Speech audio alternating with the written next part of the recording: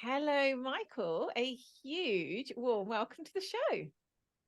Thanks so much for inviting me. Oh, I am truly delighted, really am. And this is a real treat for me personally. Sometimes I do shows that I kind of like think, oh, the listeners will really love this one.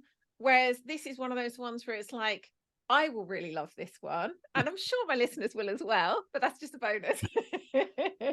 So, yes, one of my absolute favorite topics, and one that I know you are so passionate about and have so much embodied experience of. And I would love to start with, and I have a bit of kind of understanding of how your love of myth began, but I'd love it if you just share a bit of like your experiences back in childhood that started you on this path. So usually I go back to my 13th birthday and I had gotten used to not asking for what I wanted because as a child I didn't get what I wanted. Poor family, lots of kids. I adopted the idea of saying, "What? I don't care. I don't want anything." But my aunt asked me, "What are you interested in?" And I said, "Oh, history."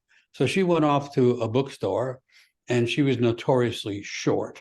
And she asked, "Where are the books on history?" And they pointed to a shelf. And she went over and reached up and grabbed the book. They wrapped it. She brought it home, gave it to me on my birthday. I tore the paper off and she said, "Oh, it's the wrong book. Give it to me." And so I'm saying, "No, I like this book because I see this flying horse on the cover of the book."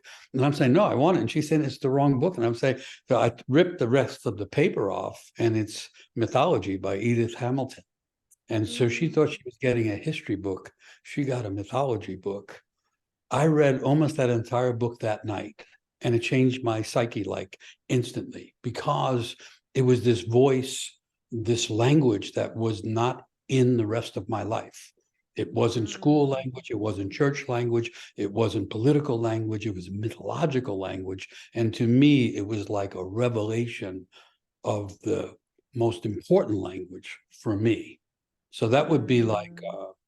it was, and it was funny because it was the right wrong book.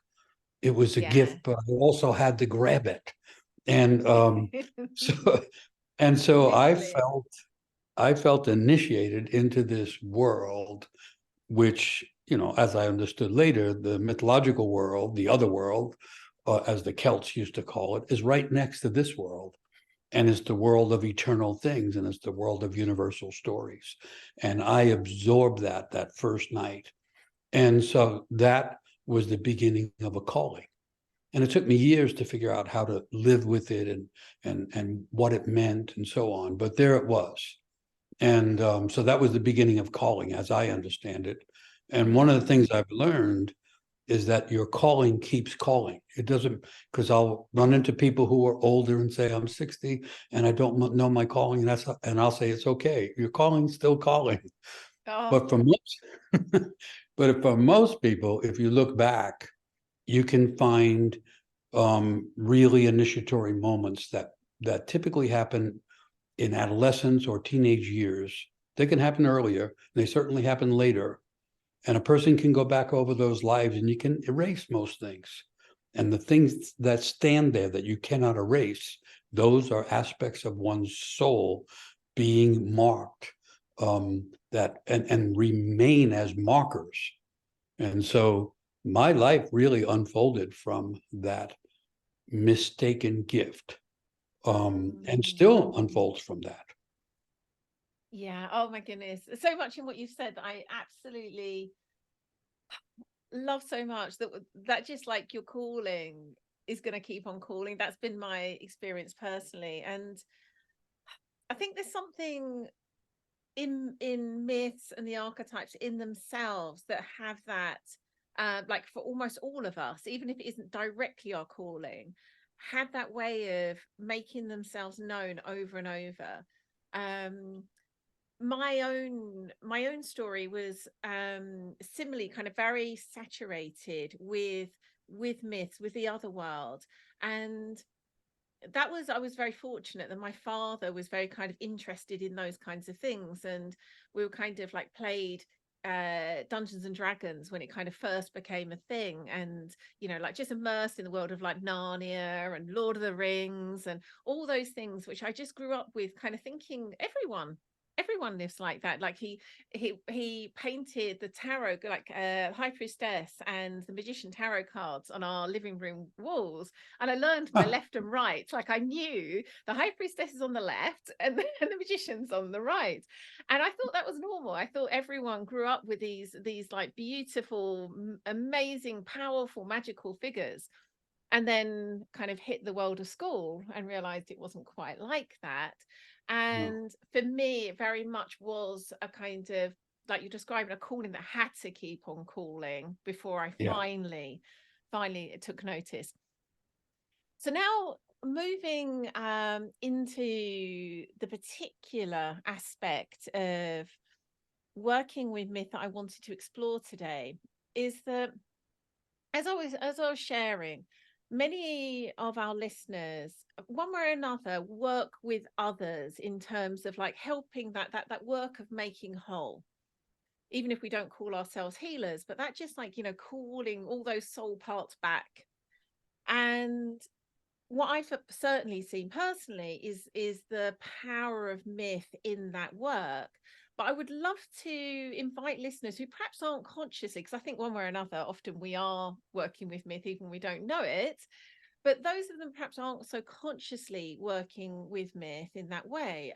My hope is this episode and this conversation will really invite people to see this is something that primordial, is here for all of us. It's our birthright, really, to bring into our lives. But again, those of us that have that role to serve others, how we can weave that into that work. So that's where I'd love to take the conversation next.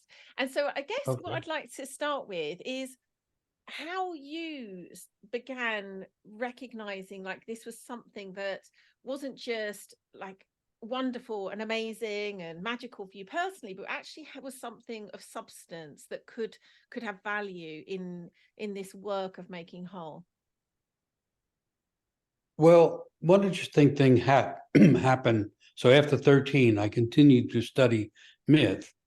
I thought it was like a hobby or something. And when I would tell other people about it, they'd all go, "What are you talking about? That's crazy. The world's not like that." And yet to me, there's a way that mythic sense makes more sense than anything else. And especially when people are in trouble. When people are in trouble, the myth that's trying to live through them is really important. And so eventually I started to experiment with storytelling. And someone invited me to a workshop on storytelling, even though I had just started telling stories. They invited me to teach at this workshop. So I went to this workshop, and I had already developed a strange process where the story I tell is whatever comes to mind on my way to the event or when I first hear about the event. And so anyway, the story that came to mind was this tragic story. So it was an Irish tragic story. I'm telling this Irish tragic story to this group of people that are studying storytelling, even though I've just started telling stories. And they say the best way to learn is to teach, but that's taking that quite far. Yeah. And then what happened is people started crying. While I was telling the story, I was completely unprepared for this. And so then afterwards, when I was expected to interpret the story, I really asked them, I said, "What are the tears about?" And then people started to say it reminded me of this loss that I experienced, or it brought up a pain that I've been carrying. And so all of a sudden, I'm hearing from all these people about their pain. I thought I was just going to tell a story.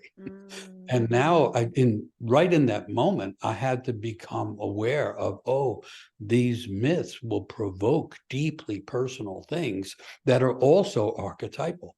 And so I had to realize right away that working with myth means working with psychology, it means being in the realm of therapy.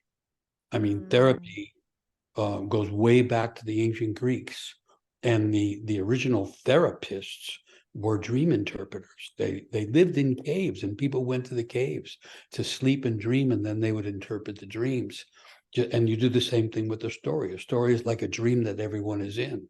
So the first time I ever attempted to be involved with the teaching of myth, I became aware in a very impactful, soulful way of the fact that myths will provoke deep feelings and things that want to be put out into the light of day and things that want healing. And so I learned that right there. And then that was amazing to me, because that meant, oh, now I have to study psychology. I have to understand what's going on. And so, and then, anyway, so then it just kept opening, because then people would ask a question, and it was like an anthropological question. So then I was studying anthropology. So eventually I was studying all of the major things. Yeah, because it all comes up in stories. And it was a really big healing thing for me, because anybody that knows therapy would have that experience. I'm empathically responding to someone who's brought to tears by a scene in the story. I have to meet them where they are. So therefore I have to get into my own territory of woundedness and where my tears are in order to be empathically present. And so it became a healing path for me. At the same time, I was learning to handle the issues of healing that would come up naturally.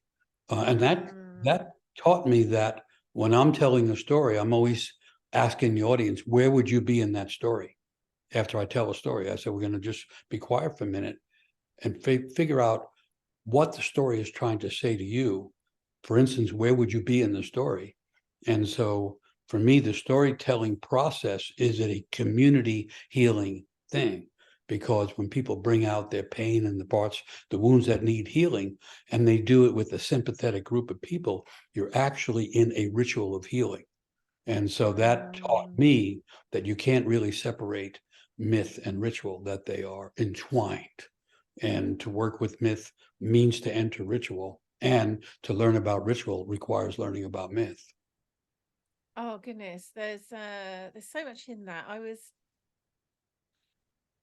mean, that scene you described was another initiation for you, wasn't it? It was just like just being plunged into the real truth of your calling.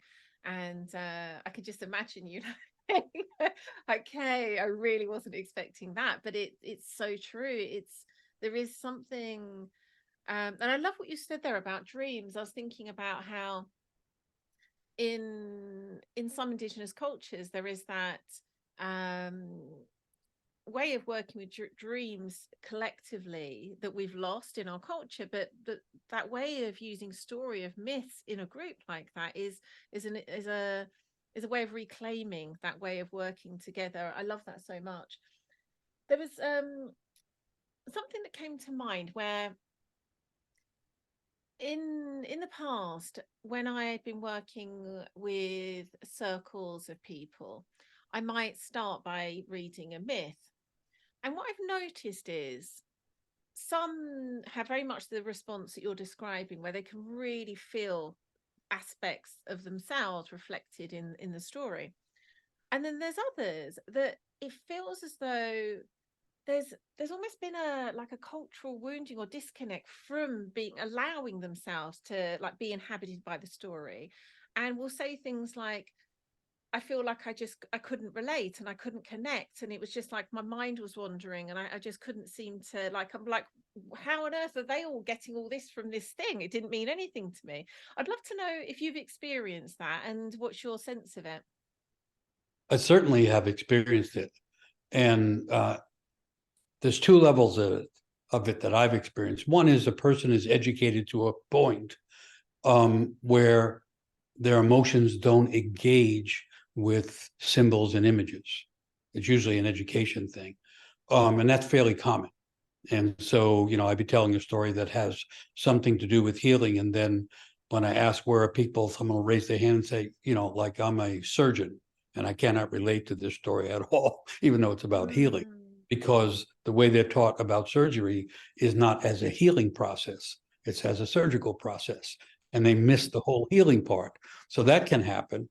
And then the more serious thing is if a person has had very damaging abuse early in life. If a person has been abused, violent abuse or sexual abuse or something, they often had to separate their imagination from their life experience because it was overwhelming. And so people who are seriously abused often don't get the emotional response to images, and you have to work with them to open that up. But here's something else that happened to me. This is another initiatory thing. So I reached a point where I was always studying myth on the side, but I didn't know it was a calling. I just thought I was interested in it. But I had gotten interested in traditional music of different cultures. And that led me into an intrigue with hand drumming. And that somehow accidentally led me into working with African people who, anyway, they needed a drummer, or they were short. The way I say it is they were short a drummer, or they were looking for a short drummer. Either way, I got drafted to play with them.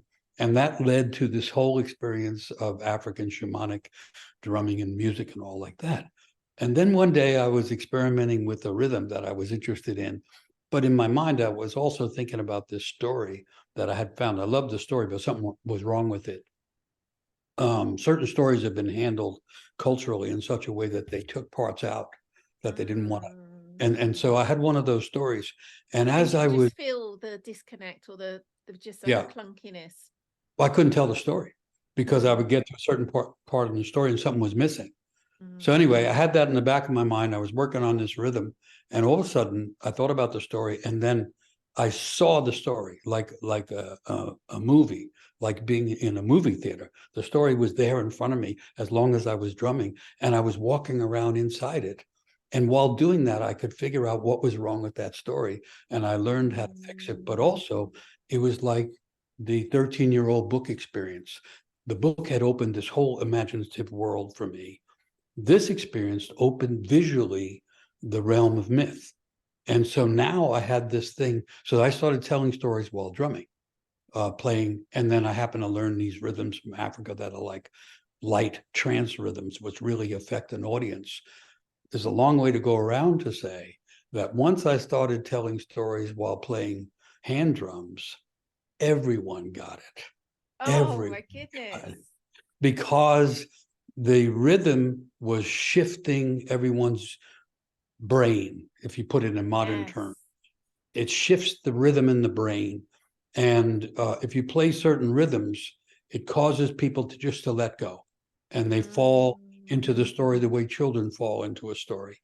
And once I found that, it was like, okay, now hardly ever would anybody say I didn't get it. Now, someone might say, I didn't hear a word because I was captured by the rhythm.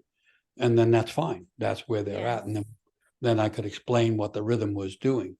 But that pretty much took away the idea of I'm not getting it, because they were getting it at a visceral level as well as at a narrative level. Goodness. I didn't even notice you went a long way around. I was so gripped, but I was also, it's fascinating the synchronicity of this conversation. Part of my own background is in shamanism, and I was pondering last week the way that in shamanism we will talk about kind of going to a trance and working with spirits, and I was realizing last week that I don't know how well I'm going to be able to name this in this moment. It was like in a way the archetypes and spirits are kind of one and the same thing, but depending on the kind of lineage we're looking at it through, we'll name them as spirits or archetypes. And the more I've opened to not needing it to be like, oh, this is shamanism, therefore it's spirits, or this is a kind of like a more Jungian way of working, therefore it's archetypes, the more I've just opened to like, it just is the experience. And the way that trance kind of like opens and allows that experience. And I had an experience where I did shamanic healing, and it felt that at a kind of much clearer, more embodied level than I had before. And I could hear that what you were describing. This again, this is our human birthright, really, to be able to work with the drum and the voice and the story and the dream. These are all things that are kind of I feel like are there in our DNA, and then are like just they're ready to be activated by when we claim the way these weave together. I love that so much. I really do. So as going back, I think, to the previous experience you were sharing, you didn't directly say this, but something you said reminded me of the myth of Chiron, the wounded healer. I think it was when you were talking about kind of when we're working with others and we kind of recognize their own wounding and how it kind of like really allows us, you know, there's a sort of reciprocal experience happening. And it just called to mind the wounded healer. And certainly I've had particular myths and archetypes that have been like profoundly important for me in my own path, like seeing it really as like that blueprint, that North Star, a model where I can learn from and be called forth from. And I firstly love to know kind of like, has there been archetypes like that for you, myths like that for you personally? And then I'll wait until you've answered that, and then I've got a second question. Well, in that initial reading of Edith Hamilton's mythology, one of the early stories is about the three fates, the sisters of fate, and how each person, before they enter the world, is given actually a calling and a fate. Fate being what limits calling being connected to the ultimate destination or destiny. And that just hit me so strongly that night of being 13 years old and realizing the world isn't kind of empty of meaning. It's actually all threaded together. And each person who enters a story that is this great weaving, cosmic weaving. And each person enters with a thread that's connected to the whole big weaving. I got that right away. So that stayed with me. So that I've always talked to people about that. And I've done a lot of work with young people at risk. And one of the things that they need is this immediate knowledge that their life has meaning, not that they have to make something of themselves, but that they are already something entering the world with meaning and with purpose. And that's what it meant to me. When I read that, I went, oh, that's okay. I may be having a hard time here with my family and all the conditions of life that don't work for me, but there's something in me that's threaded to the cosmic weaving. And so that was like really opened up things. And then that kept happening. I kept finding other elements, and some of them were lineage elements. In other words, not only do we have a thread that I call it the genius thread, that ties us into the world and gives us a capacity to deliver something genius to the world.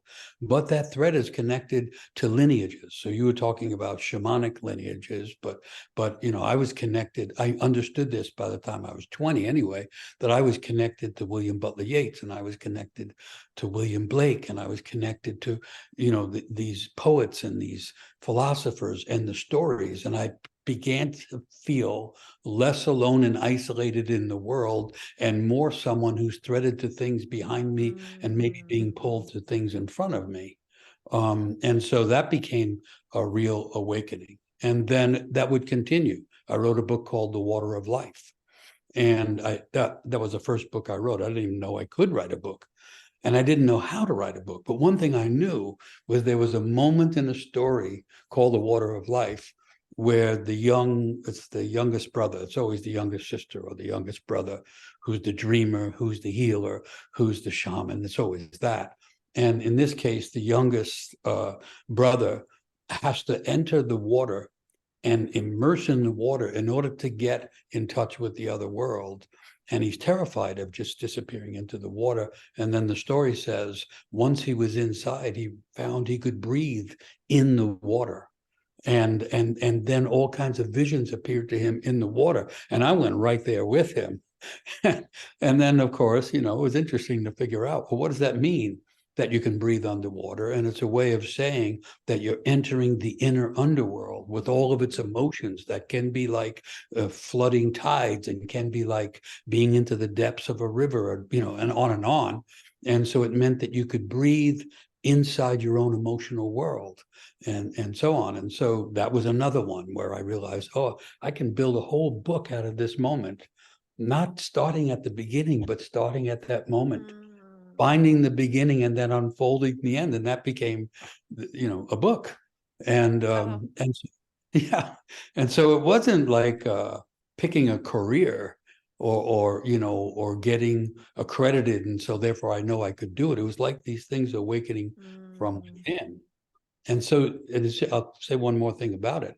So then I've taught mythology and psychology at third year PhD level without any degrees in that material.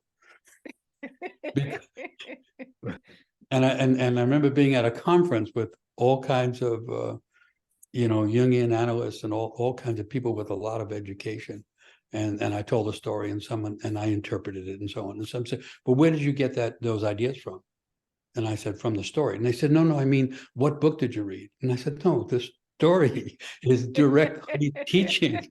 If we just allow ourselves to immerse in that kind of psychic water, there's direct teaching going on. The story teaches directly. And so that was also, I've kept finding these points. And each time it would be healing for me as well. And I'll go back to the idea of empathy.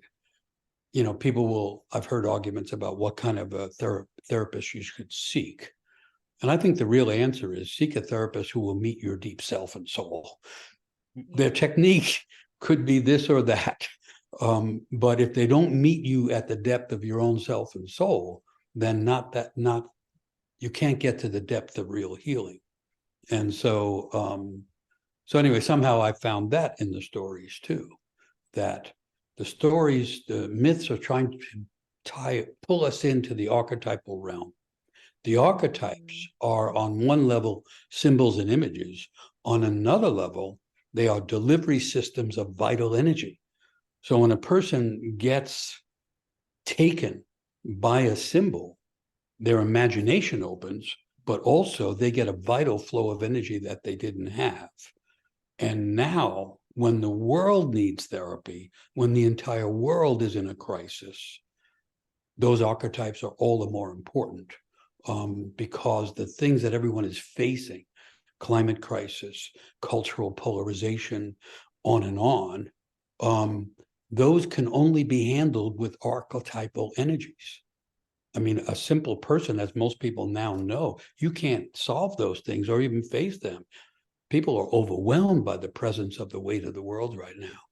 And one of the meaningful things about myth and the archetypal realm is it gives imagination and symbols and ways of seeing that otherwise you can't see, but it also gives vital energy. In other words, the archetypes have intentions. The mother archetype intends to nurture and help things grow. The shaman archetype intends to bring together things that were broken into a new creative whole. And so this is the realm from not just from which big ideas come and imagination comes and healing comes, but also the energy to face the great trials and calamities of life. Oh, I just love so much the way you've just spoken about the archetypes. I couldn't agree more. And there was something that I remember going back however many years ago when I started to talk more about archetypes to others. And I realized that many people had this idea of archetypes as being this kind of just almost just like words in a textbook, kind of like that's how they related to them. It's just like a description of something. And I was struggling so much to kind of like name what you've said there, because I could feel there was something alive. Like as I was saying, like really a spirit, there's an aliveness to them, a power and energy. And over the years, I'm not going to say I've got anywhere near as good as you are at kind of like evoking the true meaning, but like when I heard you, I was like, yes, that's what the archetypes are. That's how I experience them. And it's like the symbol of the archetype's like the tip of the iceberg. And if you're willing to engage with the tip of the iceberg, there's all of this behind it, all of that knowledge, all of that power. I love that so much. So that brings me on to the other question I was going to ask you. When you're working with others and working with story, with myth, in this kind of like healing, making whole way, do you notice that sometimes there is this kind of like people may well, just as you and I have this particular archetype or maybe several over the course of their lives, that they are able to kind of like feel such a strong connection to, it does kind of keep calling them forward into more and more of themselves. I'd love to hear, if so, some examples of how you've seen that happen. Well, at certain times of life or conditions of one's life, different archetypes can manifest.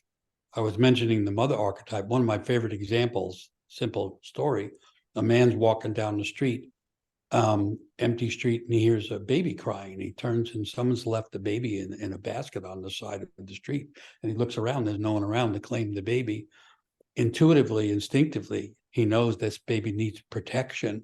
And then, so he goes right to it, trying to figure out what to do. And then it occurs to him the baby probably needs to be fed. It needs to be nourished. And the next thing, he's carrying the baby and looking for baby food and whatever he's doing.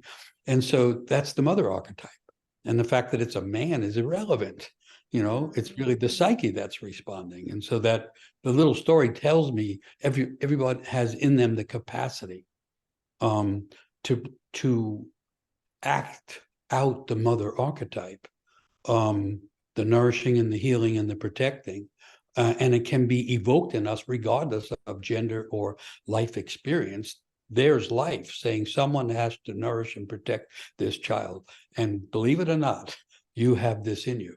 And so that's how the archetypes work. And so they can occur in different times of life and in different periods of life. And so when I'm telling a story, usually I'm laying out an archetypal territory. And for me, it's like an X-ray machine. So I'll say to everyone, well, what struck you in the story? And someone says, okay, here's what struck me. Well, you get used to it after a while and you realize, oh, you are now in the place of the shamanic archetype. And they don't know that, but you can see that. And why? Well, they're talking about how their life broke into pieces and they don't know how to get it together. Well, that's the dynamic of the shaman. The shaman is the person who fell apart or was broken into pieces and figured out how to put the pieces back together. The crazy person is a person whose life broke into fragments and pieces and they couldn't figure out how to get it together. And of course, the shamanic world is right next to the completely broken world. And the shaman knows how to go into the broken world and bring healing and how to get back out of it and so on. Well, that's happening every time you're telling a story. Everyone who says, I'm in this spot, and you realize, oh, okay, you're in the place of the awakening of the youngest sister because of the way you spoke or what pulled you into the story. And of course, the youngest sister, from all the stories from Cinderella on, are all about how the one who is ignored and rejected is secretly connected to the archetypal realm and is receiving all kinds of energy, inspiration, and even magic from that realm. And so don't complain or reject your brokenness. Learn how to be with it, because that crack is the opening through which the archetypal world, the spirit world, the ancestral world, whatever we want to call it, that's the crack that it's going to come in through. So that's how it became over time for me. It's like mythology or a myth or a good story creates a territory and everyone's welcome. In the modern world now, people think they're living in different stories, politically especially. You're not even in the story I'm in. And because you're not in my story, you're evil, that one. But in the story, everyone's in the same story. You can actually get people in a room who would never talk to each other. But once they get the shared imagination and the shared language, they can be on opposite sides and realize, oh, we're in the same story. So myth can put together things that nothing else can find the unity of. I was just thinking Rumi line, something like the wound is where the light gets in. And then I loved your kind of retelling of that, the crack is at where the archetypes get in. Yeah. Well, that makes me think of the idea that was prevalent in Ireland and England and all the Celtic world, which is we're always looking for the crack between the worlds. And in Ireland to this day, they call it the crack. And we're looking for the crack between the worlds. And in order to find the crack, we have to crack open ourselves. And then there it is. It's been there all along. And when a person gets their calling, in my understanding of it, now they're on a path where all of the inner splits and wounds are going to be exposed, but the healing of them has now become possible. And it's not just about one's own self. Like, this is great for me. I got my calling. I'm going to be cool. No, as soon as a person is on responding to the call, they become more capable of helping other people and more capable of contributing healing to the world. And we now live in a world that's cracked and needs healing at every single level. So a good old idea that's really helpful now is that in times of crisis, there's an acceleration of calling. The more people that realize we can't get rid of this broken, divided, polarized, cracked condition we're in, that's the condition of the world. Accepting that makes the possibility of receiving or hearing the call greater. So I read something that you said recently that was something along the lines of, is to do that notion of like the time, like you've come, like this calling is for this time. Do you remember, you probably said lots of things of that nature, but it reminded me of what you were saying there. It's like no accident. It's like the calling matches the time. Yeah, we are in the time that we were called to be in. And I don't mean to dismiss anyone's pain or the horror that's going on, the wars and the devastations, destroying the lives of people, dozens at a time, just destroying cities, all the stuff that's going on, that's all over the world now, not to mention climate crisis, which is also like nature unraveling. But mythology says that becomes the healing time, that things fall apart in order to create a new unity. So in mythology, there can't be the end of the world, because in mythology is based on stories. Stories are beginning, middle, end. The end starts the beginning again. The word end, by the way, doesn't mean finito, good night, it's all over. It means loose end or loose thread. And so there are myths about how a loose thread becomes the very thin but totally important beginning of the next world or the next view of the world. And so we're living at the end of a world, at the end of a world view. And at the end of a world view, we have to go back to the origins. Archetype means arche is ancient or original. Type means type or mode or form. We have to go back to the original forms, because that's where the missing vitality is. That's where the creative energy is. And that's where things renew from. And as you said earlier, it's not evident, it's not taught in school. Everyone is secretly tied to the archetypal realm, to the imaginal world, to the energies of myth. It's in our bones, it's in our cells. A poet once wrote, this world isn't made of atoms, it's made of stories. And the only way the world could end is if we ran out of stories. And as long as there are people, and as long as people are in pain, there will be more stories. And so the world's not going to end. That's not the issue. The issue is, what do we do when the world that we knew is over and the next one has not arrived yet? And so then I turn to all the myths.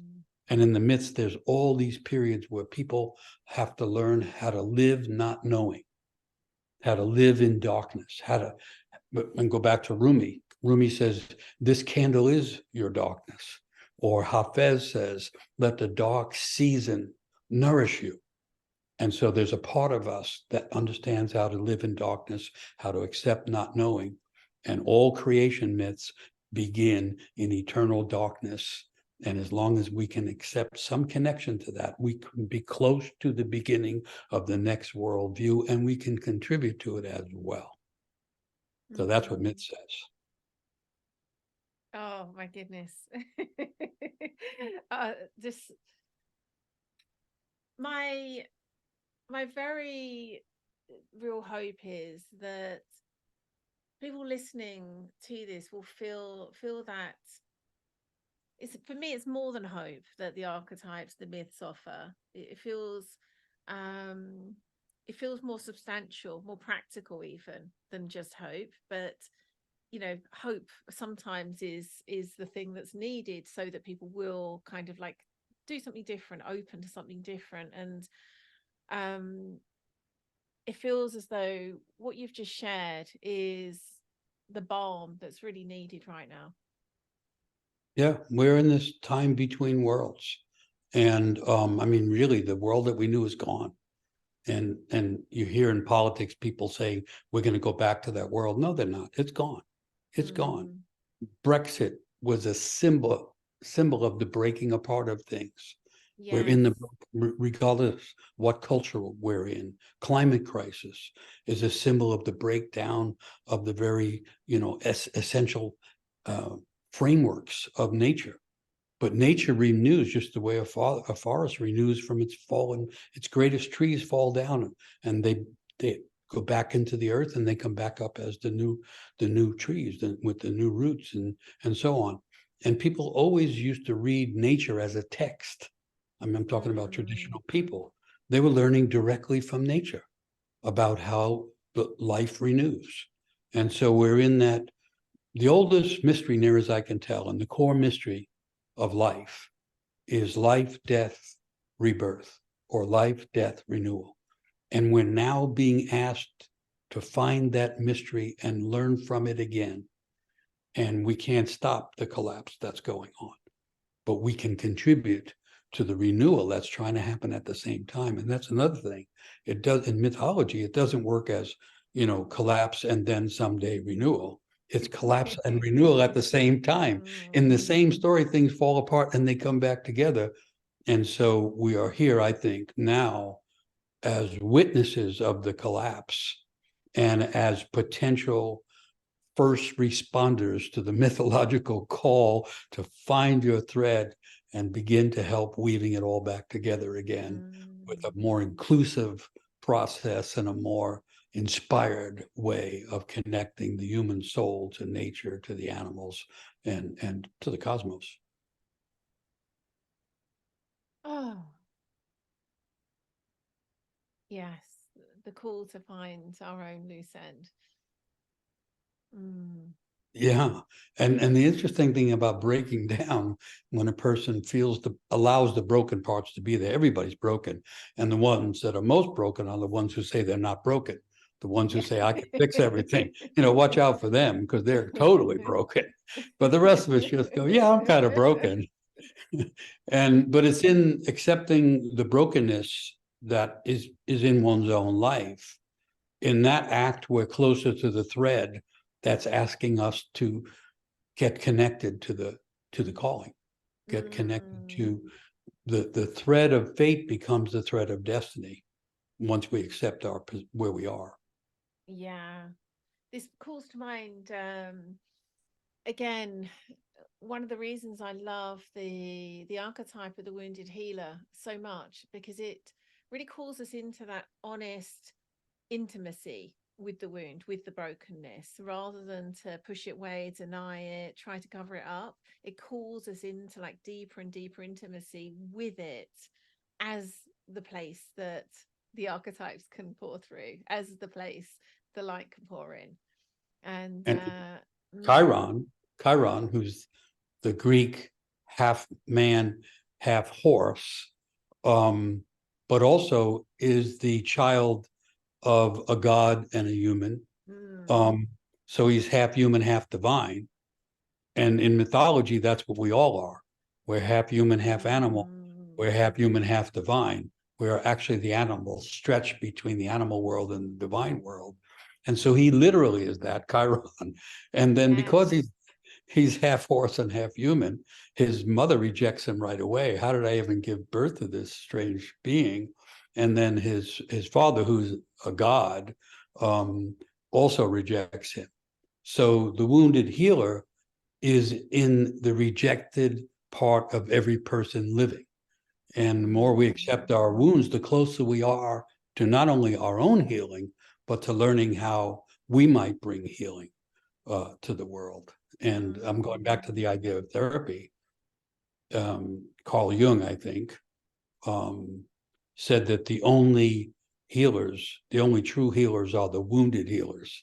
And so I literally quoted that yesterday. yeah, I think it's like yeah, only the wounded physician is effective, something like that. Yeah. yeah. And I've seen that over and over, and particularly working with young people severely at risk who feel so devastated and rejected and broken.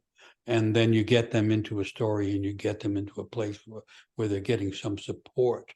And then they feel the pain and they begin to express it, and they get more emotionally centered, and they get more aware of themselves as a presence. And the next thing, they're coming up with brilliant ideas or healing energies. And with young people, you can just see it. It happens so quickly and it happens so immediately. And it's true for everyone, but it's more true for young people.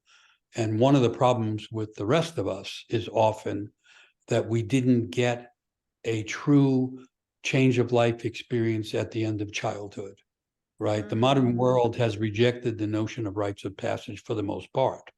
And so young girls and boys, or whoever it might be, the gender isn't the point. The soul of the person is the point. And each soul at the end of childhood doesn't expect a graduation event or something. It expects a change of life completely. You can grow throughout childhood, but you can't grow out of childhood. You have to leap out of it. And all cultures knew that until modern culture. And so there would be a rite of passage. And two of the functions of the rite of passage would be to expose the wounds I'm already carrying, because everyone who goes through childhood comes out with wounds. And secondly, find the gifts I'm already carrying. So the person who goes through the rite of passage has some sense of how they are wounded and some sense of how they are gifted. And that's your wounded healer. But also that's your potential visionary person. That's your, that's where we are that. We are all wounded and we are all gifted. And so when the world comes apart, that becomes more important to know. When you can't predict your career or your future, then you're more forced to, but also more able to come from the deep place. And in the deep place, everyone's wounded, everyone's gifted. Being aware of my wounds makes me respectful of everyone else. Even if they don't know they're wounded, I can respect them because I know they're wounded. And then being aware of one's gifts makes one more aware of the gifts of other people. And, there's so many things wrong in the world. No one's going to fix it all. No idea is going to fix it all. No belief system can fix it. But if a lot of people wake up to their calling, some will be called to work with animals and some to work with forests and rivers, and other people will be called to work with those who are dying or work with those who are addicted. Everyone will go to some place, and every place everyone goes to now needs healing. So everyone has the potential to become a wounded healer. And if enough people do it, then the world starts to gather its kind of creative energies again, and things get better, hopefully. Oh, we are up on time, and that feels, as much as I would love to just go on and on, that feels like a beautiful place to, even the word end doesn't feel quite the right word now. End for now. Yeah. Where can listeners find out more about you and your wonderful work, Michael? So the website is Mosaic Voices.org, all lowercase. There's a weekly podcast free called Living Myth, Living with Myth, learning how myth is living through us, Living Myth. And then in those places, they can find out about upcoming events. We do a lot of events online, and we have a workshop coming up on healing, a workshop on healing and imagination. And then one thing I would mention, because it's really interesting. So working with myths eventually has to mean working with ritual, because they do go together. So I've been working with ritual for 4 or 5 decades. 5 decades. And we always did a solstice, a winter solstice ritual in the dark of the year, bring the light back. And COVID interrupted that. We couldn't get together because we wouldn't be bringing back the light. We'd just be spreading the virus. And so someone said, well, you have to do it. You have to do it online. So now we do an online solstice, which is bringing back the light at the darkest moment of the year by doing a ritual online. At first, I didn't think it was possible, but it turns out that it kind of works. And so that's also free. And that's at the time of the solstice in the Northern Hemisphere on December 21st. So if they go to the website, they'll find those things. And many of the things are free, but there's also courses and books and all the kind of things that you wind up producing. Often not knowing why, but you do it and then you learn about it later. Oh, thank you so much. But this has been, again, just even more of a pleasure than I was expecting. Thank you so much for everything you do, Michael. This has been wonderful. Thank you. It's great being with you. So good luck to you and the listeners. Thank you. Thank you.